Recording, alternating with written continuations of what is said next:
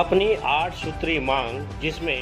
दस्तावेज लेखन कार्य में दस्तावेज लेखकों को सर्विस प्रोवाइडर की आईडी प्रदान करने, रजिस्ट्री से संबंधित दस्तावेज केवल लाइसेंसधारियों को ही प्रदान किए जाने, दस्तावेज लेखन शुल्क में वृद्धि किए जाने, दस्तावेज लेखन और स्टाम्प वेंडरों को दुर्घटना बीमा देने, स्टाम्प वेंडरों को कमीशन बढ़ाए जाने संबंधी अपनी 8 सूत्री मांगों को लेकर कबीरधाम जिले के सभी स्टाम्प वेंडर और दस्तावेज लेखक अनिश्चितकालीन हड़ताल पर चले गए हैं, जिससे रजिस्ट्री और अन्य दस्तावेज से संबंधित कार्य पूरी तरह से चरमरा गई है और 2 दिनों से जमीन रजिस्ट्रार ऑफिस में एक भी रजिस्ट्री नहीं हुई, जिससे राज्य सरकार को लगातार प्रतिदिन करोड़ों रुपए का नुकसान हो रहा है। वहीं पंजीयन ऑफिस में भी पूरी तरह से सन्नाटा पसरा हुआ है। शहर और दूर ग्रामीण इलाके से लोग अपने जमीन की रजिस्ट्री कराने, स्टाम्प खरीदने यहां पहुंच रहे हैं, लेकिन उन्हें बैरंग वापस लौटना पड़ रहा है, जिससे आम जनता की परेशानी बढ़ रही है। वहीं सरकार को भी राजस्व का जबरदस्त नुकसान हो रहा है। छत्तीसगढ़ सरकार द्वारा जो नया ऐप बनाया गया है उसमें बहुत सारी विसंगतियाँ हैं, जिसमें हमारे लाइसेंस को लेके और अन्य 8 सूत्री मांग है हमारी, उसको लेके हम हड़ताल में हैं, जिसे हम अपनी मांगे छत्तीसगढ़ शासन को 2 से 3 बार रख चुके हैं, जिसमें हमें आश्वासन मिला था और आश्वासन में ये बात कही गई थी कि हमें पूरा सहयोग मिलेगा और हमारी सारी मांगें पूरी होगी। लेकिन कुछ दिनों पहले हमारे को ये बोला गया कि हमें बिचौलिया और दलाल से संबोधित किया गया, जिससे हम बहुत आघात हुए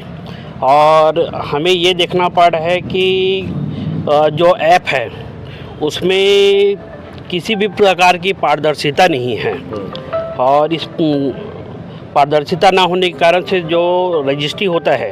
तो लोगों ने एक दूसरे के ज़मीन को खरीदी बिक्री करते हैं, वो पारदर्शिता ना होने के कारण से बहुत सारे लोगों को दिक्कतों का सामना करना पड़ेगा। और हमारे जो लाइसेंस वगैरह है उस पर कुछ गवर्नमेंट से हम ये चाहते हैं कि हमारे सरकार हमको यूज़र आईडी और पासवर्ड हमें दे, जिसे हम करें, जिसके हमारी जीविका भी चल सके। इस तरह से कोई भी प्रकार का ऐप कुछ भी कर सकता है, मतलब कोई भी रजिस्ट्री कर सकता है, जिसे जिनको अनुभव नहीं है, अनुभव विहीन आदमी के करने से कारण से उसका हमेशा से यही देखने को मिलेगा कि कहीं ना कहीं रजिस्ट्री का काम दिक्कत का सामना करना पड़ेगा, त्रुटिपूर्ण होगा। और पहले भी जैसे बहुत लोगों का अनुभव आदमी से करने से ही कई बार ये होता था कि सुधार नाम आता था, लेकिन अब अनुभव नहीं है लोगों का, तो उसमें बहुत लोगों को दिक्कतों का सामना करना पड़ेगा। हम सरकार से ही मांग करते हैं कि हमें यूज़र आईडी पासवर्ड सरकार की तरफ से दिया जाए और सभी हमारी माध्यम से ही रजिस्ट्री हो और हमारी जीविका पे किसी भी प्रकार का व्यवधान उत्पन्न ना हो। धारी दस्तावेज लेखकों को ही सर्विस प्रोवाइडर का आईडी प्रदान किया जाएगा।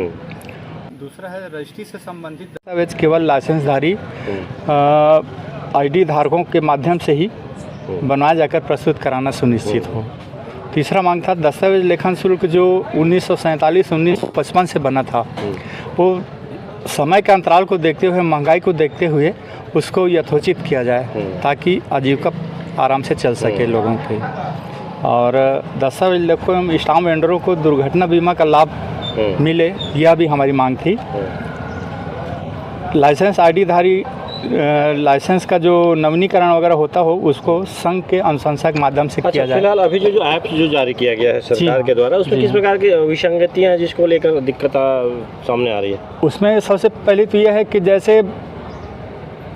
100 एकड़ ज़मीन में गन्ना लगा हुआ है, अब किसी का वहाँ पे 75 डिसमिल है, किसी का 1 एकड़ है, किसी का 2 एकड़ है,